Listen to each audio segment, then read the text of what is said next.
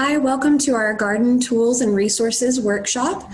We're so glad that you could join us this afternoon. You'll see a few housekeeping items on the screen. Please do find your handouts. Go ahead and introduce yourself to us in the chat box. We hope that you'll participate in this workshop throughout. Please chat in any questions you have along the way, and we'll work to answer any of those that we can. My name is Lauren Hickman. I'm a program specialist here at Tarrant Area Food Bank, and we are so glad that you could join us to learn a little bit more about some of the common garden tools that we use and about some resources that are available in our area. Just so that you know, no matter where you're joining from today, we are in the Tarrant County area of Texas. So if you are reading the resources that we're presenting, you'll notice that most of them are in the Fort Worth area. If you are joining us from somewhere else in the state of Texas, or if you're joining us from somewhere else in the country or around the world, please feel free to share resources that are available in your area through the chat box. And that way, if other people are joining us from the same area, they'll have some good resources as well. Today, we are primarily focusing on some of the most basic tools that we use on a regular basis. Many of these are optional, so we'll talk about some of the ones that are really essential and some of the ones that are just nice to have. Please feel free to ask questions along the way, and we will stop and answer those as soon as we are able. Okay, so we're going to kind of break this presentation up into different things that we're doing in the garden so that you know tools that you'll need for each step of the process. Now, of course, you're going to use the same tool for other steps later in your garden preparation, but this is the primary function that I find them helpful for. So we'll start with rakes. Rakes are just a good basic garden tool to have for clearing the area before you start preparing the bed. Now, most people have a leaf rake, and the leaf rake has softer tines. This makes it easy to brush grass clippings or leaves out of the way. It's also good to have a bow rake, or you may just call it a rake. That's the more solid metal tool, and it is great for flattening the surface of a garden bed, smoothing out soil, and giving you a nice level area to work with. So this is sort of the first step in preparation. You want to get the leaves out of the way, the grass clippings out of the way, and then make sure you have a nice level surface to work with. Always good to have spades or shovels. There are a number of different varieties. If you have gone to a garden center or a hardware store, you know that there are as many kinds of shovels and spades as you could want. Here are a few of the basics. These are some of the ones that we like to always have on hand. The flat nose shovel, this is typically called a spade or a flat nose or flathead shovel. These are great for scooping. So if you have a big pile of gravel that you need to move, if you are trying to do some scooping and moving, this is a great shovel to use. It makes good flat contact with the surface underneath. Rounded point shovels have a sharp blade, and these are the best tools when you're digging or if you need to cut through something. It's a very good idea to make sure that these stay sharp. You want a nice sharp point on that. One little tip that you might want to keep to use at home is if you just have a 5-gallon bucket full of play sand that has a little bit of mineral oil mixed in with it, that's a great way to sharpen your tools. It cleans and sharpens at the same time. So when you're finished using your pointed shovel, you can take it in and just plunge it through that sand bucket and get it nice and polished. That keeps it from rusting also, which is a good way to take care of your tools. Another great shovel to have is a sharpshooter. The sharpshooter shovel typically has a very long nose, a very long pointed nose. This is great for getting Bermuda out of the garden. That's how we typically use it at the Tarrant Area Food Bank Learning Garden. We use it for horizontal digging primarily. It's a good one to get underneath the roots so that you can really get a large section out. Now there are all different kinds of handles as well as being different kinds of heads. You can get a metal handle, which is typically lightweight if it's hollow, or you can get the all one piece of metal shovel that basically has no handle or head that are joined together. It's just made of all one piece. That is my personal favorite for a kind of shovel. It's also extremely heavy, so most people don't love it. I love it because it can't break. So if you're trying to pry a stump out or something large in your bed preparation, you may want to consider an all metal, all one piece shovel. Otherwise, go with something that has a wooden handle or a hollow metal handle. That'll be a lot lighter for you to carry around and use. It's a good idea to have one of each of these if you are able to have more than one shovel. Having one of each is great. If you're not, prioritize having the rounded pointed head shovel.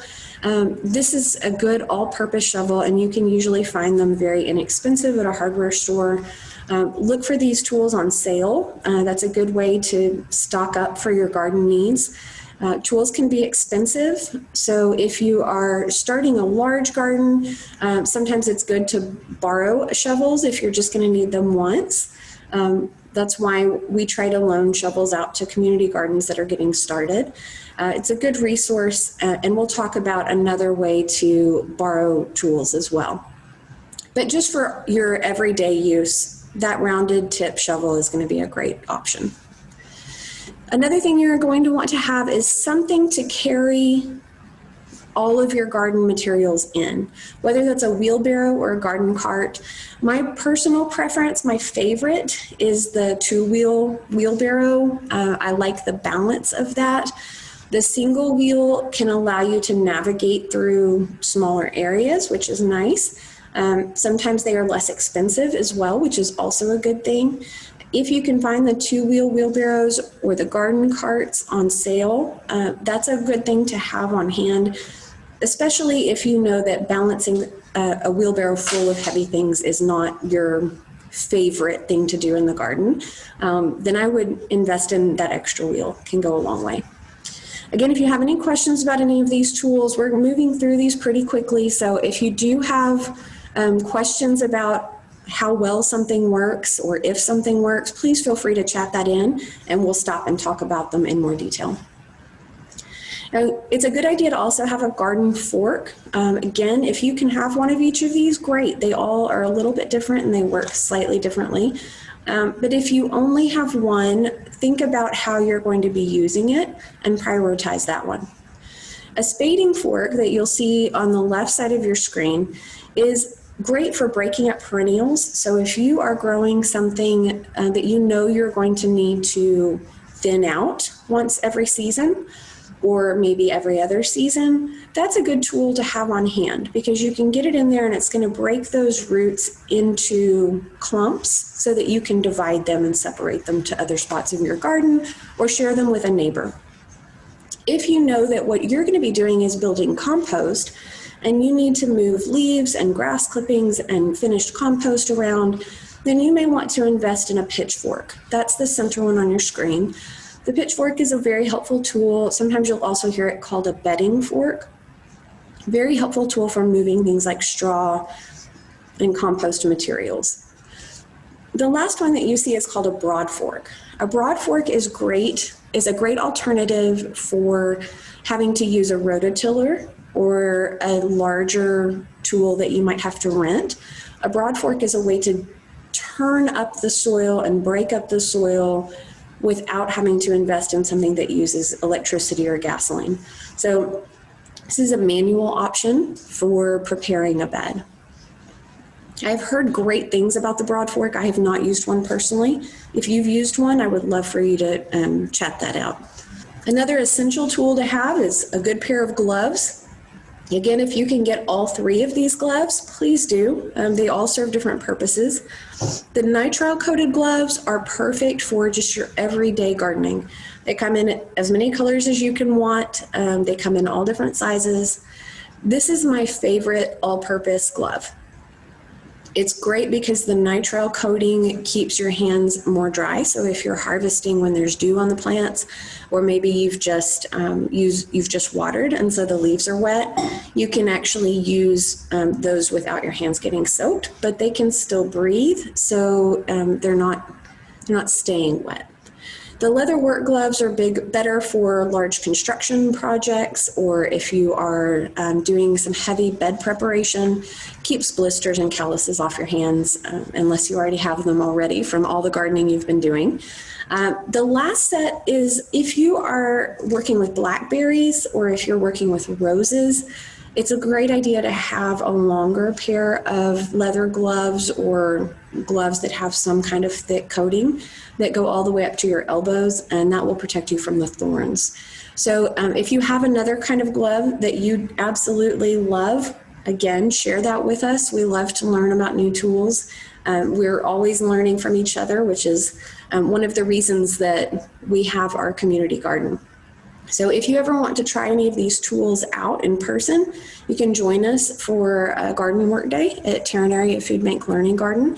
And the website is right there on the screen. So if you should ever want to sign up, you can find it there. Here are a few large tools that are good for preparing a garden, especially a larger garden. If you know that you are at the grass stage, so you have nothing, your site is just grass, you may want some of these larger tools to get started. Usually you only need these once, so they're not something that most people buy. These can all be rented from a home improvement store, and that's usually a better investment.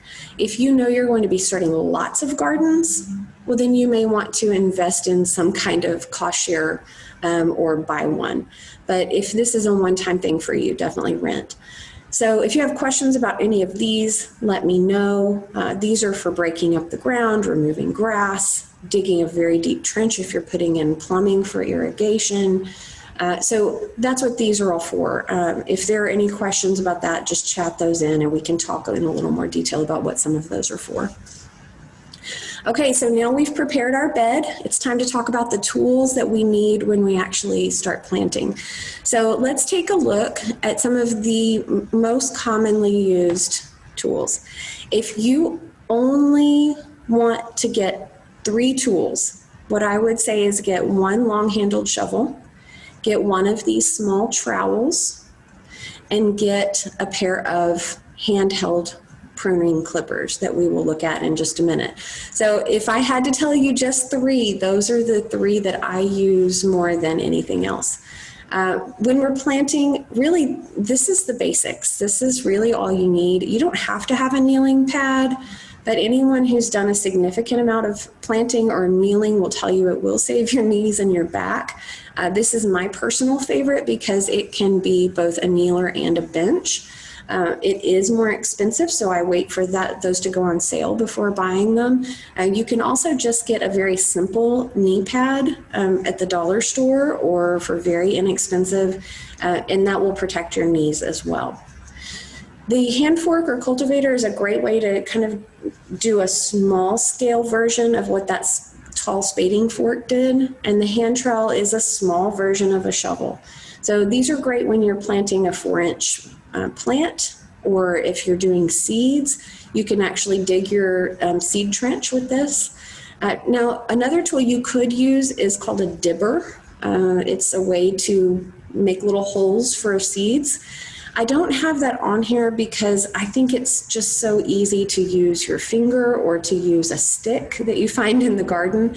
But if you are looking for an extra special tool because you have all the others, a dibber, D-I-B-B-E-R, is another option.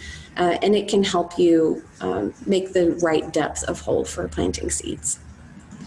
Okay, after we put in our plants in the ground, we have to have a way to water them. So we have a watering can. Watering cans are really a good idea. Even if you have a water hose and you're going to use a water wand primarily, it's still a good idea to have a watering can because you can use that to mix in things like fertilizer or foliar feeds like Garrett juice.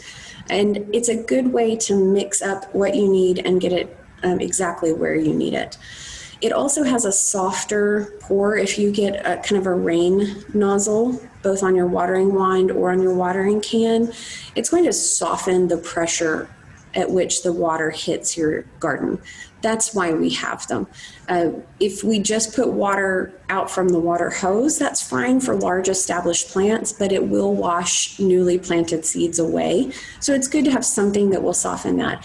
Now, if you are on a budget and you are hoping to DIY as many tools as you can and kind of do that yourself, then you can actually make a watering can of sorts out of an empty milk jug. Just wash it out very well.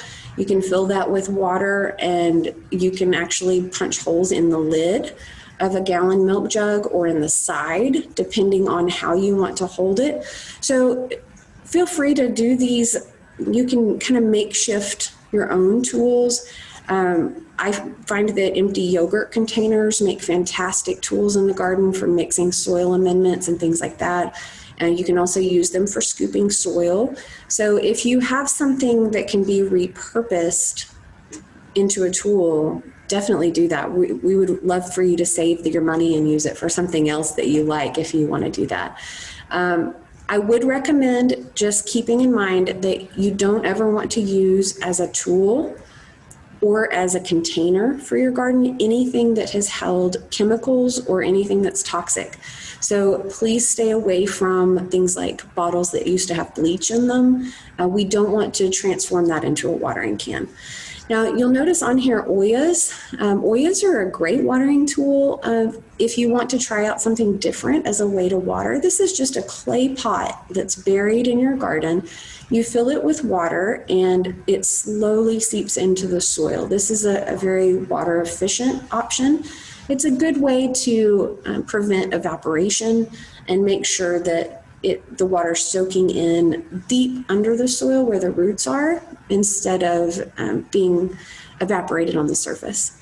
I do have a sprinkler on here. I don't use sprinklers very often in gardening, but they do come in very handy if you are germinating seeds. So if you have just planted your garden bed with seeds and you just need to give it a really shallow water every single day until those carrot seeds or radish seeds germinate, that's when a sprinkler really comes in handy. Otherwise, hand watering or using your watering can is typically more effective. Okay, once we have everything planted and watered and those little baby plants start coming up, we have to keep the weeds out, right? So these are our tools for weeding. A hoe is the most traditional. They come, of course, in long handle, and then they come in a hand size variety, depending on if you want to be standing up while you weed or if you prefer to be sitting down or on the surface, soil surface level, doing that by hand. Either way works. A loop weeder, or sometimes it's called an action hoe, is another tool that I find to be helpful for weeding pathways. I don't find it to be as helpful right around the plants because it's just easy to accidentally hit your plant. But they're very helpful for just quickly lopping the top off of those pathway weeds. A hand weeding tool, sometimes you'll hear this called a dandelion weeder, is a pointed, notched tool that you can put down right in the center where the root of the weed goes straight down into the soil, and you can use that to pop your weed up so that you're getting that full root. Some weeds have really deep tap roots, and this is a great tool for that.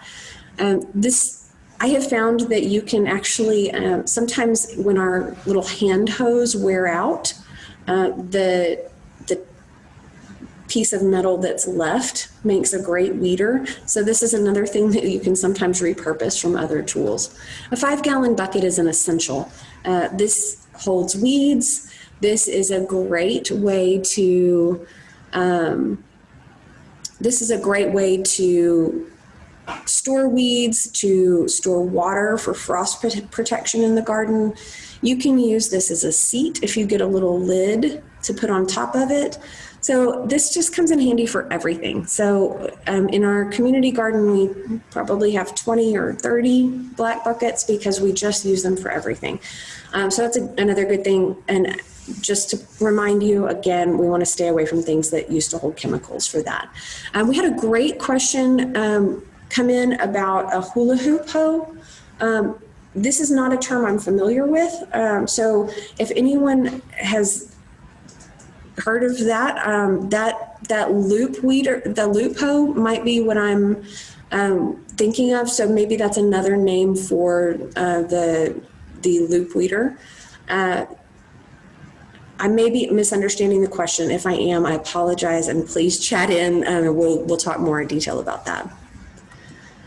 Okay, once we have big, successful, healthy plants, we want to work on harvesting from them.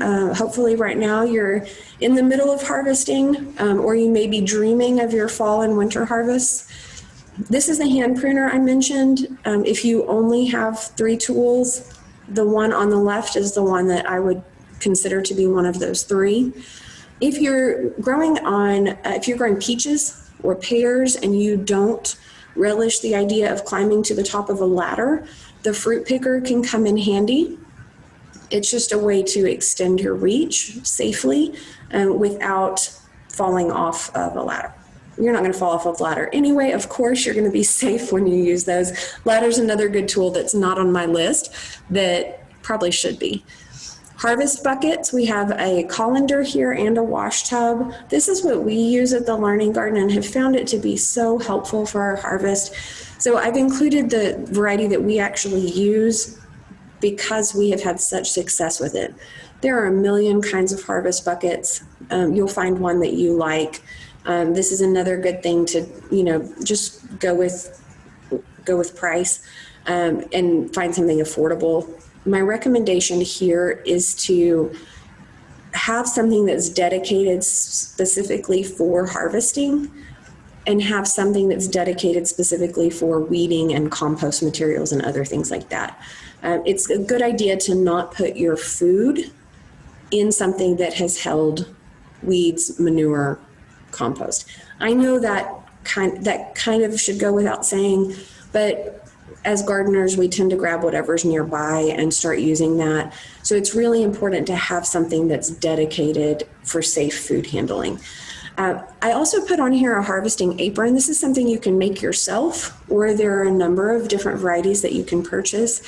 If you find yourself running out into your backyard garden for the quick harvest, just to pick a handful of tomatoes or harvest that one bok choy or pull up a few radishes, and then you get out there and you have your hands full, this might be the apron for you. You can put a couple of tools in there and then you can pin it up, fill it, and then empty it when you get inside. That's just a way to make your life a little bit easier as a gardener. It's certainly not an essential, but it is good to have something to put your things in. Okay, so those are the tools that we typically use in the garden. I'm happy to talk through any other tools.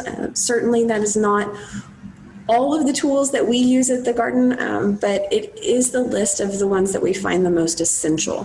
So if you have other tools that you love or want to ask questions about, please do that now. We're going to look briefly at the resources list. Remember that you do have this list on your handout, and you also have a great handout about the tools as well. So I hope you'll refer to those as you start gardening and as you start stocking up your garden tools for your fall and winter and spring gardens. Let's talk a little bit about local resources. Again, remember, these are specific to our area. It can be really helpful to find a garden nursery or more than one that you love. Find one that's close to you or that supplies the type of plants or the type of tools that you most enjoy using, and frequent those. Become a friend there so that you know when something new comes in or you know when something goes on sale. Also a good idea to have a place for bulk compost and mulch. If you need to purchase soil, sometimes you might be gardening just as you might have a small garden and you may not need a bulk delivery. One bag may be enough for your garden, and that's great. If you are buying a lot of bags, if you're filling up your truck, if you're filling up your car, it's probably going to be more affordable for you to buy in bulk. I have a great question coming in. So weeding tools, sharpening tools, and tools for bulbs. Great questions. So here are the lists of compost and mulch suppliers that we like in this area. Please feel free to look at those while I answer that question, and then we can answer any questions about the mulch as well. So as far as weeding tools are concerned, what we most like are the little handheld weeding tools. I'm going to go back real quickly just so that you can see the pictures. So a hoe is the most traditional option if you like to stand up while you're weeding and you're weeding a big swath, a big area. If you prefer to be sitting down on the ground while you weed, what I really like is the third picture from the left on the screen. That's called a dandelion weeder or a hand weeding tool. I really like that. That's probably my favorite weeding tool. It's very simple. There aren't a lot of parts that can break. And you just push that V of the metal point down to the root and pop it up. And that raises up the taproot so you can pull it out easily. For pathways, I've gotten to where I really like the loop weeder or action hoe. That's the second one. It's just fast. It does not get rid of all the roots, but it's very, very fast. So if you need a quick weeding, that's what I like to use. As far as bulbs are concerned, there are some great bulb planters, and if you do a Google search for bulb planter, you'll find some great tools for that. Typically, we're producing and growing food at our garden, and so we don't actually have any bulb planters in our tool stock, which is why I didn't think to mention it. But if you are planting bulbs at home because you want to have some beautiful color come up in the first part of spring, which is a great way to attract pollinators for your food growing, go ahead and grab a bulb planter. You can also do that with a shovel. The nice thing about the bulb planter is just it makes a nice round hole. So that's why people like to use them. I have also seen some ingenious tools for getting weeds out that, go down and horizontal and you snap, and you can find a ton of great weeding tools. There's one that's like a standing tool that has a claw on the end that's great for getting out those really stubborn large weeds. So certainly this is not an extensive list. These are the most simple and the ones that we use the most frequently. Preparing for winter, great question. So there are a couple of things that we do. We use frost cloths, and the frost cloths typically are a lightweight fabric. You can get them in different degrees of cold hardiness. In our area, it typically doesn't get very cold. So, 17 is the absolute coldest we typically get, and usually we're low 30s. So we don't have to get the thicker, but just look for the temperature rating on frost cloths for your area so that you know how cold it's going to get. Another great thing that you can use is clutches. Clutches are basically a clear bell-shaped plastic greenhouse that covers one plant at a time. You can buy pre-made plastic clutches. You can even get beautiful glass ones if you're so inclined. But usually we're looking for something a little more budget friendly, so those plastic ones do the job really well. These are for plants that maybe you set out and they're not super well established before your first freeze, and you want to cover them and protect them. Or they might be for a place like Texas. In our area, we sometimes have fall basically through most of the winter, except for 2 or 3 really cold nights. And so a clutch might come in handy for that time where you only have to cover it once or twice. You can leave those on. If it stays cold all the time where you are, you can leave them on all the time. You don't want to leave them on if you're in an area like ours where maybe it's 32 at night and then it gets up to 80 in the day in the middle of winter, because it can cook it. It can cook your plant. So you do want to remove those when it gets too hot. Same thing is true for frost cloths. Another way to do clutches, if you are trying to, to kind of do it yourself and have it be a little more affordable, is again with the milk jugs. I love my milk jugs for tools, right? Just cut the bottom off of that milk jug, and then you have a perfect clutch. You can even unscrew the lid to allow some air to get in and out, and then screw that lid on if it's going to be a super cold night. Pin those down. You do want to use some little landscape pins to pin them to the ground just so they don't blow away. And then save that little plastic milk jug bottom as a seed starter tray. And you can go ahead and start your little seedlings inside in the winter to be ready to put out in the spring. That's a great germinating tray. So a couple of tips for those milk jugs. Do remember to wash those thoroughly with soap and water, right? We don't need to put old milk on our garden. Sharpening and cleaning tools. Thank you. That question came up earlier and I forgot to mention it. My favorite way to sharpen and clean tools is with play sand and mineral oil. You can do that two ways. You can mix play sand and mineral oil and just use a cloth or your hand to rub it all over the shovel, or you can put it in a 5-gallon bucket and just jab your shovel up and down in that. Now, that's how I like to sharpen tools that don't have moving parts. It does not work well for things like pruning shears, because if you get sand grains stuck in the grooves of the pruning shears, of course, they get jammed up and they don't work as well. So you may want to, if you're finding that your pruners or your clippers are getting dull because you're taking good care of them and you're using them forever, you may want to invest in a sharpening tool. They have some great simple sharpening tools, and just look for sharpening tool for clippers. And there's some great options there and just an easy way to sharpen it up real quick. Good idea to keep them oiled. Right now, I say right now, at our community garden, we are sanitizing those so often right now to make sure that they're safe for lots and lots of people to use after each other. They tend to get rusty, right, if you're washing them all the time. So putting oil on those is a good idea to make sure that they continue to work. Buying a good pair of pruning shears and taking care of them is typically a better investment than buying a very, very inexpensive pair and having them break every other day.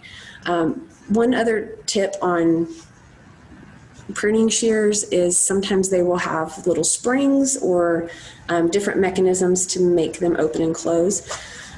Look for a type of spring or a type of hinge that won't fall off and fall out in the garden, because once you lose the spring, they don't work very well. So then you have to find either a replacement spring or buy a new pair of clippers. So just a couple of things to look for as you're finding your clippers that you like. Here are a few local garden nurseries in our area. And again, looking at bulk mulch and soil and compost. The first two are places you can purchase. The city of Fort Worth does have mulch pickup sites, so the city composts or chips rather their trees and has those available for free mulch. You can just drive over, fill up your truck, fill up your bucket and put it in your car. So that's a great way to get free mulch. Chip drop is another option. This is an option that can be free, or you can offer to pay $10 to $20 to cover the cost of the tree trimmer delivering the mulch to your house. But they will come and dump a whole truckload of mulch for you, and then you have free mulch. This is how we get mulch for our garden. Through Chip Drop, we were able to find a tree trimmer that's fantastic, and they now bring us mulch whenever we need it, which is really helpful. Also good to find local garden organizations that can support what you want to know and learn. Gardening and cooking are a lot alike in that there's always something new to learn. There's never an end to learning about gardening. You can always learn a new way to do it, about a new plant. And these are some organizations that offer great classes if you want to know more. You already know Tarrant Area Food Bank offers great gardening classes because you're here. We hope that you will watch other virtual classes that we've done on our YouTube channel. And you can also sign up to volunteer at the Fort Worth Botanic Garden. You can take classes through BRIT. Outteach is a great option if you are a school teacher and you're looking to help educate your students and provide outdoor learning at your school. Tarrant County Master Gardeners offers a great, more extensive training program if you want to go through and learn a lot about all components of gardening. And then Texas A&M AgriLife offers a number of virtual classes right now. Fantastic resource. So take advantage of these. So many of these wonderful organizations are putting workshops online for free right now. So if you want to learn about something related to gardening, you can absolutely do that at no cost right now, or pretty much forever. These are other options if you want to learn more about a specific type of gardening, like community gardening or organic farming. If you are interested in urban agriculture and you want to get more involved with a group of people that care about what you care about, these are some great resources for that. We all love free stuff, right? As gardeners, we all want to know where we can find resources to make gardening more affordable. We offer seeds and education to our community, especially if you're planning to start a community garden. We do offer hands-on experience through our volunteer work days, and we would love for you to join us for that. Learn how to use the tools, learn how to do the various parts of gardening that you might want to try out somewhere else before you start them in your own backyard. We have container gardens, we have raised beds, we have in-ground gardens. So finding a place where you can get good experience is a great thing. Wood chips and leaves and grass clippings are usually pretty easy to find at no cost. Some tips here for lumber and building materials.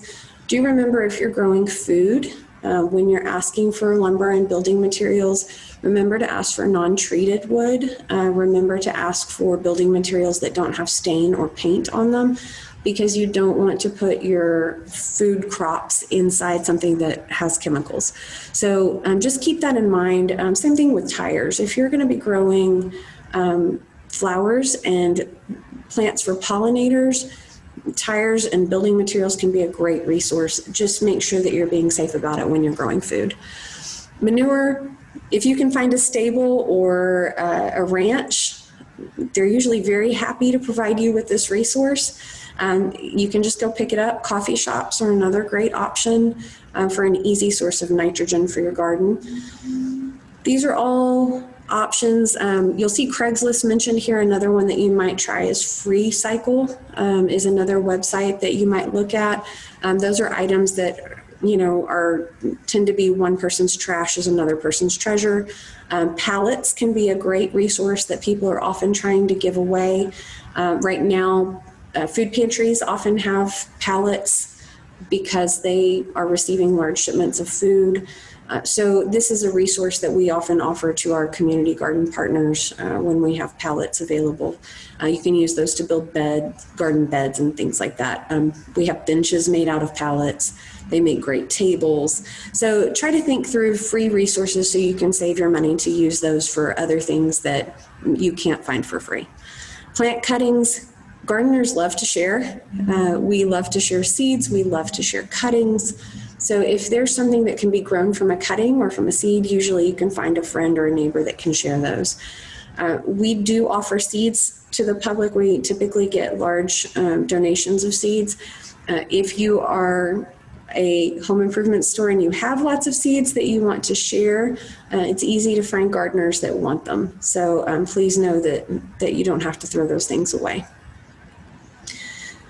Books and websites, rather than list individual books and websites that I think you'll find interesting, I'd like to refer you to the Tarrant County Food Policy Council website because at our Dig Deep conference this year, which was virtual, there was a fantastic book and website resource list.